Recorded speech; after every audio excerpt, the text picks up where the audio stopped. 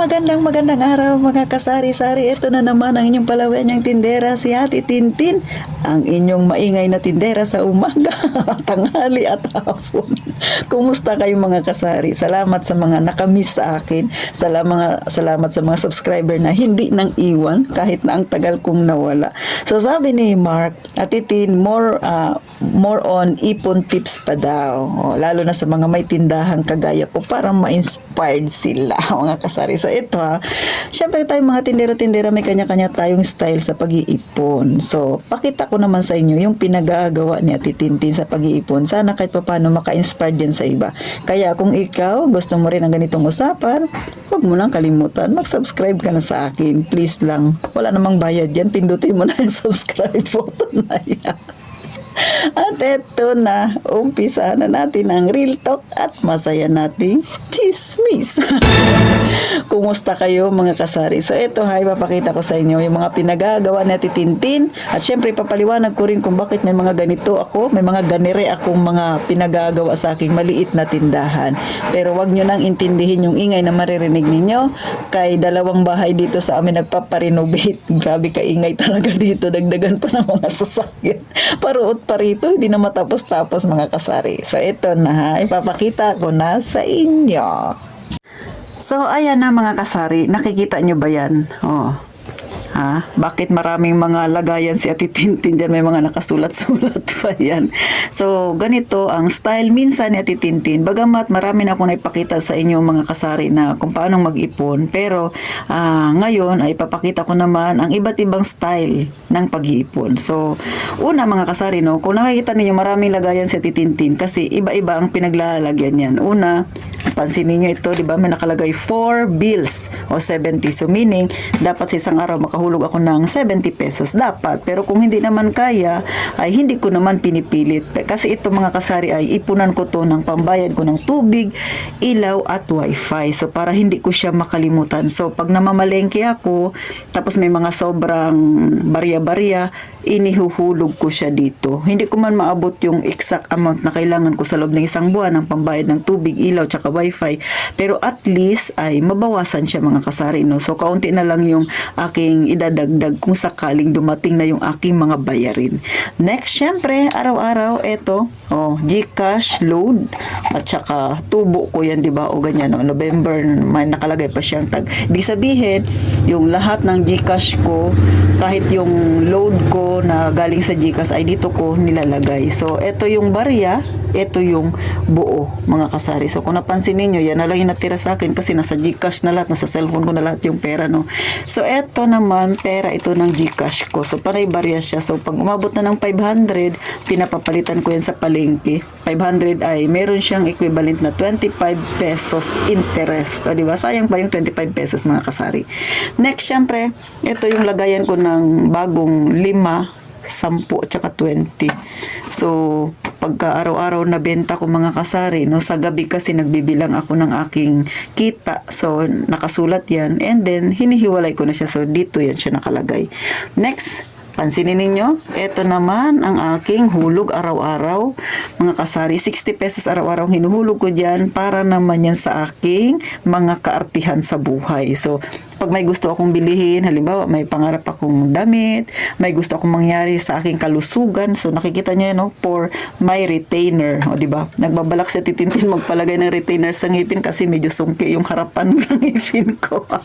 So ganyan mga kasari, so nag-iipon ako. And then next, ito yung tagpipiso mga kasari, panay piso yan siya, yan.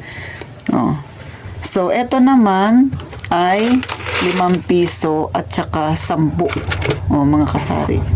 So, ganyan si Ate Tintin. May mga lagayan ako ng mga barya-barya. So, iba yan. Magkakaiba yan ang aking mga lagayan ng barya. At syempre, pinakalas, ito naman, lagayan ko ito sa aking load naman.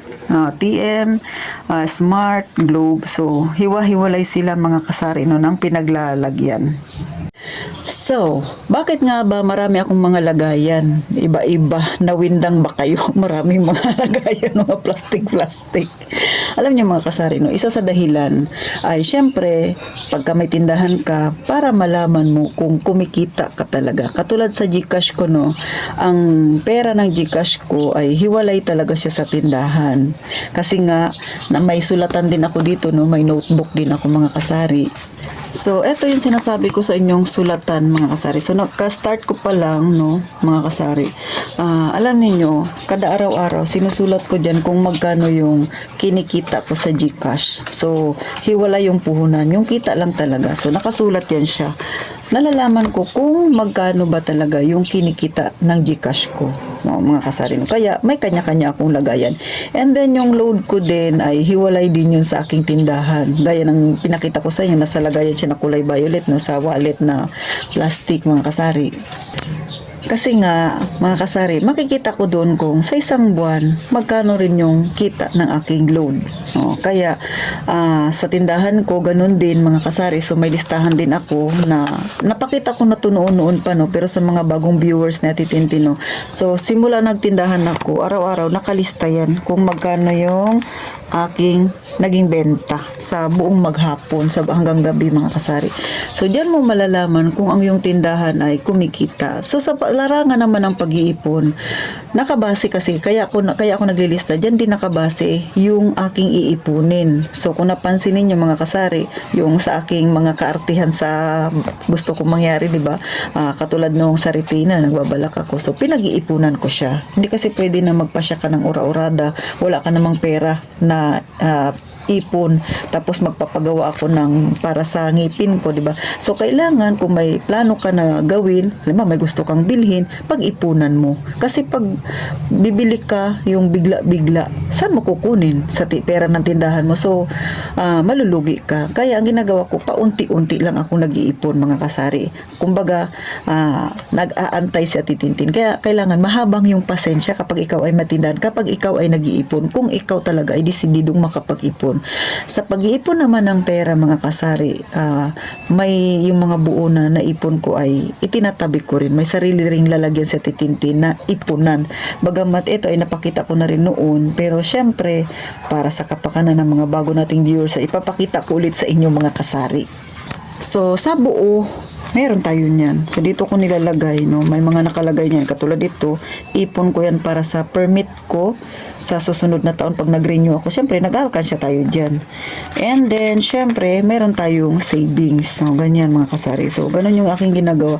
And then, siyempre, pag yung nakita nyo kasi na barya na para sa retainer ko, pagka marami na siya, abot na ng 1,000, binubuo ko na siya, nilalagay ko na siya dito. So, nilalagyan ko ng dentist. O, tapos, para naman sa phone, regalo ko sa anak ko. So, pinag-iipunan ko rin. Malayo pa yung kanyang pinaka-due, ay pinag-iipunan ko na siya. So, bakit ba si Ate Tintin nagkagawa na ganito? Para makapag-ipon ako, mga kasari. Kasi maliit lang yung tindahan ko, no? Kaya pag may tindahan ka, may gusto kang gawin talaga, ayaw mong malugin tindahan mo, kailangan mahaba ang iyong pasensya. Kailangan paunti-unti lang. Huwag mong biglain. Kasi yung gastos, marami yan, hindi yan matapos. Pero yung tindahan mo, pag binawasan mo ng binawasan, ubos yan. Diba? Kaya dapat, sa pag-iipon, kung may plano kang bilhin, pag-ipunan, paunti-unti. Huwag mong pilitin yung sarili mo na bumili ka agad ng gusto mo na hindi mo naman kaya. Kaya, kailangan, ikaw talaga ay may disiplina. Kaya sa mga nahihirapang mag-ipon dyan, pag-isipan nyo. Halimbawa, may gusto kayong gawin. Gusto kong magkaroon ng simpleng pitaka, pag-ipunan. Huwag mong biglain ka agad, mga kasari. Kasi para hindi mag-suffer ang iyong tindahan. So, ganyan si Ate Tintin mag-ipon, mga kasari. Kasi nga yung aking tindahan ay maliit lang. Sa totoo lang, no, tayo mga may malilit na tindahan, marami tayong diskarte sa pag-iipon. Pero ilan lang yan sa mga diskarte na pinapakita ko sa inyo.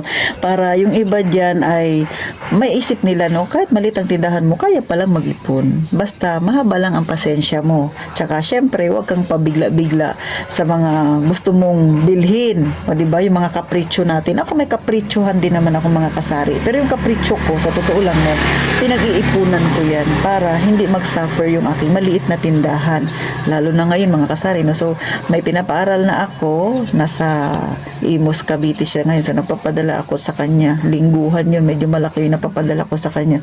So, para hindi naman din mag-suffer yung aking mga pangangailangan, ganun yung ginagawa ni Ate Tintin. Sabi nga, dapat lahat ng plano mo pinag-iisipan.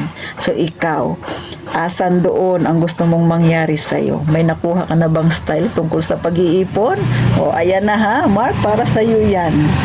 So paano, huwag nyo akong kalimutang dalawin sa aking Facebook account. I-type nyo lang Ate Tin. Itong pagmumukha na ito ang makikita ninyo doon mga kasari. At syempre, sana huwag kayong magsawang suportahan ang inyong palawin niyang tindera. At gaya nga ng palagi kong sinasabi, mag-iingat tayong palagi mga kasari.